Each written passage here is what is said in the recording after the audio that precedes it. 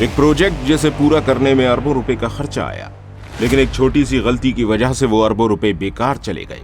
और एक ऐसा शहर जिसे सपनों का शहर बताया गया, लेकिन आज वो वीरान है किसी भूतिया जगह की तरह।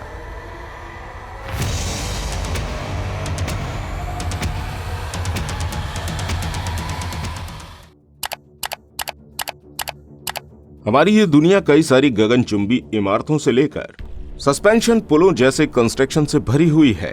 ये इमारतें दिखने में जितनी ज्यादा खूबसूरत लगती हैं, इन्हें बनाने में उतना ही ज्यादा पैसा और खून पसीना खर्च होता है। लेकिन ये जरूरी नहीं है कि जिस तरह इन बिल्डिंग्स को बनाया जा रहा हो, ये वैसी बनकर तैयार हो जाएं। अगर इनमें थोड़ी सी भी मिस्टेक होती है तो इन बड़ी बड़ी इमारतों को खाली छोड़ने से लेकर बड़े बड़े पुलों को गिराने तक की नौबत आ जाती है। और आज हम आपको दुनिया में होने वाले सबसे महंगे कंस्ट्रक्शंस की कुछ ऐसी ही गलतियां दिखाने वाले हैं। गाओलियो ब्रिज।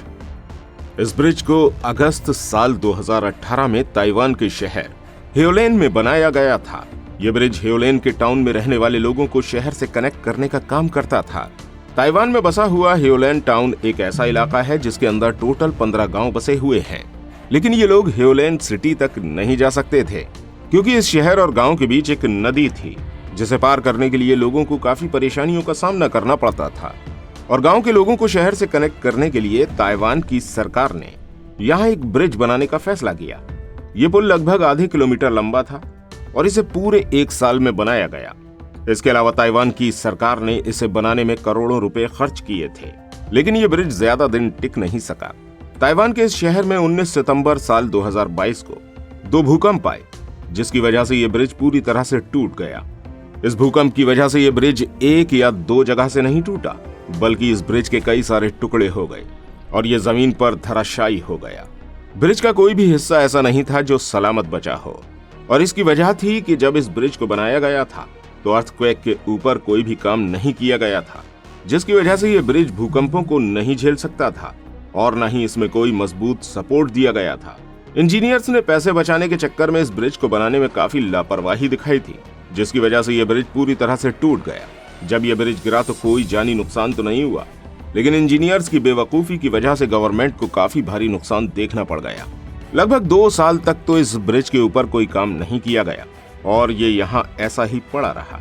लेकिन अब इस ब्रिज के रिकंस्ट्रक्शन का काम शुरू हो चुका है और इसे बनाने में करोड़ों रुपया खर्च किया जा रहा है, और इस बात का ध्यान दिया जा रहा है कि वो गलती न दोहराई जाए जो पहले की जा चुकी है।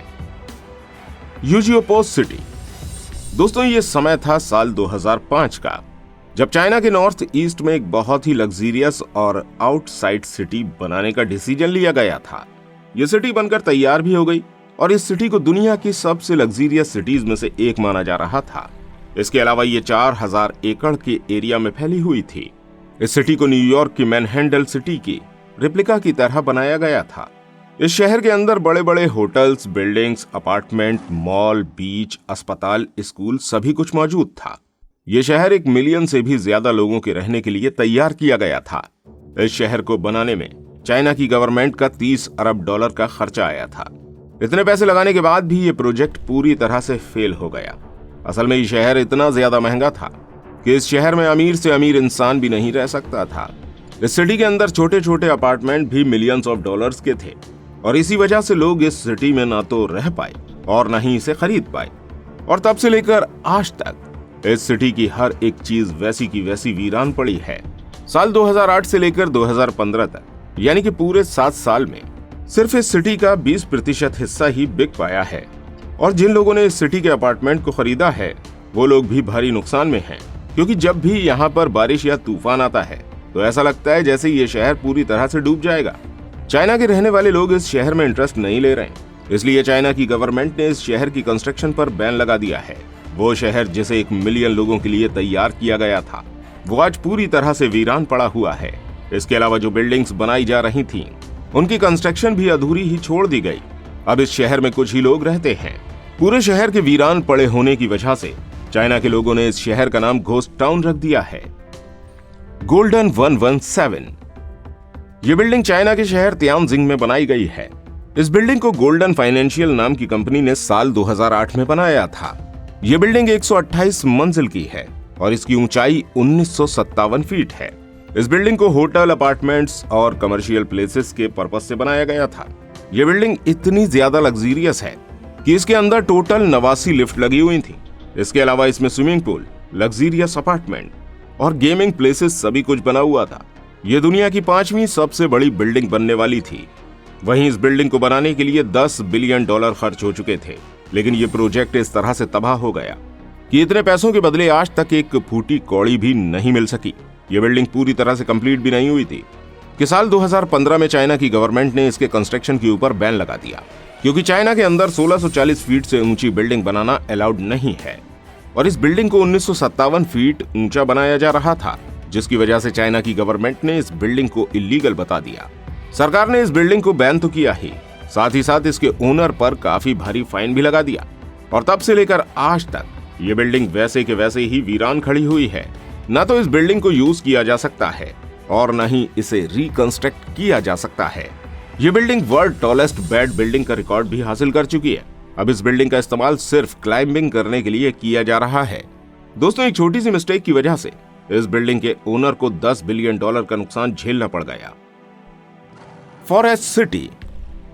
साल 2006 में चाइना की एक रियल एस्टेट डेवलपर ने मलेशिया के अंदर अपना एक प्रोजेक्ट शुरू किया और इस प्रोजेक्ट का नाम फॉरेस्ट सिटी रखा गया।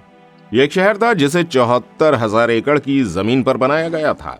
इसके अलावा इस शहर के अंदर कई बड़ी बड़ी buildings, hotels, apartment, malls, beaches, कई सारी चीजें बनी हुई थी। यह इतना बड़ा प्रोजेक्ट था कि इसके पूरे होने के बाद मलेशिया की इकोनॉमी को काफी ज्यादा फायदा होने वाला था। इस शहर को इसलिए बनाया गया था ताकि चाइना के लोग यहां आकर रह सके, क्योंकि चाइना में बड़े बड़े शहर जैसे कि हांगकांग और शंघाई वगैरह में बीच साइड प्लेस काफी ज्यादा महंगे थे, जिसकी वजह से लोग इन्हें अफोर्ड नहीं कर पाते थे और फॉरेस्ट सिटी इन जगहों के मुकाबले काफी ज्यादा सस्ती थी। इसके अलावा ये काफी ज्यादा लग्जरियस भी थी। इस पूरी सिटी को बनाने में $100 बिलियन का खर्चा आया था। लेकिन जब ये शहर बनकर तैयार हो गया और चाइना के लोगों ने इस शहर में आकर बिल्डिंग और अपार्टमेंट खरीदना शुरू कर दिए, तो चाइना के प्रेसिडेंट शी जिनपिंग को ये चीज बिल्कुल पसंद नहीं आई और उन्होंने अपने देश में एक नया कानून बना दिया। कानून के अकॉर्डिंग चाइना का कोई भी इंसान चाइना के अलावा बाहर किसी देश में $50,000 से ज्यादा पैसे खर्च नहीं कर सकता था, जबकि फॉरेस्ट सिटी में हर अपार्टमेंट की कीमत लाखों डॉलर से भी ज्यादा थी। ये फॉरेस्ट सिटी चाइना के लोगों के लिए बनाई गई थी और वो यहाँ आकर रह ही नहीं पाए। अब देखा जाए तो ये शहर पूरी तरह से खाली पड़ा है। इसकी पूरी बिल्डिंग में 1 या 2 ही फैमिली रहती हैं। इसके अलावा यहाँ जो मॉल वगैरह बने हुए हैं, उनकी भी ज्यादातर सभी दुकानें पूरी तरह से खाली पड़ी हुई हैं। New gate. यह साउथ कैरोलिना का एक बहुत ही ज्यादा एक्सपेंसिव प्रोजेक्ट था। इस प्रोजेक्ट को साउथ कैरोलिना की 2 बड़ी कंपनियां, इलेक्ट्रिक एंड गैस कंपनी और पब्लिक अथॉरिटी ने शुरू करवाया था। ये दोनों कंपनियां मिलकर 2 बड़े रिएक्टर्स बनाने वाली थीं, जिसके जरिए पूरे साउथ कैरोलिना को बिजली मिल सके। इस नए प्रोजेक्ट के ऊपर ये दोनों कंपनियां मिलकर $9 बिलियन खर्च कर चुकी थीं। इस प्रोजेक्ट पर काम शुरू हो चुका था और जैसे जैसे समय गुजरता चला गया, इस प्रोजेक्ट का बजट $9 बिलियन से $10.5 बिलियन तक पहुंच गया और काफी दिनों की मेहनत और काफी पैसे खर्च करने के बाद 2 नए पावर प्लांट बनकर तैयार हो गए और समय आया इसकी लॉन्चिंग का। इतनी सारी मेहनत और पैसा खर्च होने के बाद जब इन पावर प्लांट्स को ओपन किया गया तो इन्होंने काम ही नहीं किया। इन इतने बड़े 2 पावर प्लांट्स ने 1 वाट बिजली को भी जनरेट नहीं किया। ऑपरेटर ने इन पावर प्लांट्स को चलाने की काफी कोशिश की, लेकिन किसी भी हालत में ये दोनों प्लांट स्टार्ट ही नहीं हुए, जिसकी वजह से बिजली जनरेट ही नहीं हो सकी। इन कंपनियों को लग रहा था कि अगर ये पावर प्लांट नहीं चले तो उनका अरबों का नुकसान हो जाएगा, इसलिए उन्होंने एक बार फिर से इन्हें रिकंस्ट्रक्ट करके इन्हें दोबारा तैयार करने का ऑर्डर दे दिया और इन्हें ठीक करने में पूरे 9 साल का समय लगा। रिकंस्ट्रक्शन करने की वजह से इन पावर प्लांट्स को बनाने का खर्चा $10 बिलियन से लेकर $25 बिलियन तक पहुंच गया। लेकिन इतने पैसे खर्च करने के बाद भी ये पावर प्लांट चालू नहीं हुआ, जिसकी वजह से इन दोनों कंपनियों का दिवालिया निकल गया और तब से $25 बिलियन के ये पावर प्लांट बेकार एक शोपीस की तरह खड़े हुए हैं।